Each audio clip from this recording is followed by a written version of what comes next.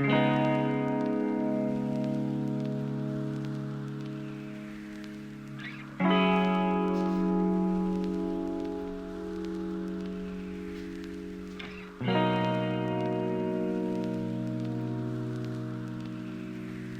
Shed here. So this is the finishing product of the Westmoreland project. As you can see, a lot has changed from when we originally started.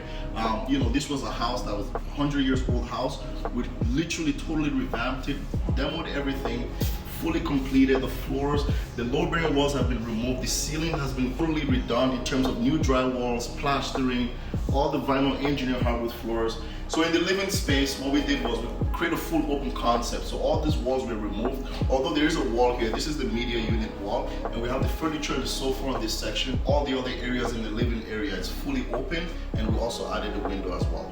As part of the renovation, what we wanted to do was to add more, bathroom space. This is not a full bathroom though, it's a powder room, as you can see. So we created a little section here on the main floor to have a powder room, and then also having a full bathroom on the second floor. So in the kitchen here, not much was done. So this is an existing kitchen that we're keeping. We kept the cabinets and the countertop. So one thing we did was we added a dishwasher here. So there was never a dishwasher originally. Obviously we did the flooring, we repainted it, revised the pot lights, we added a pantry at the corner over there, then we added an island with wheels because of the limited space. So we had to come up with something that to accommodate the space that we have. So everything is fully freshened up in here just to kind of uplift the kitchen. So and then in the dining room, same concept. So everything was fully opened up. We added 2 pendant lights, pot lights. Everything's been painted fresh white. We have the vinyl engineered hardwood floors, and everything is just looking absolutely clean, just to kind of match the theme of the house. So coming upstairs, we're gonna go to the second floor. First thing you're gonna notice on the stairs, we totally redid the stairwell. We added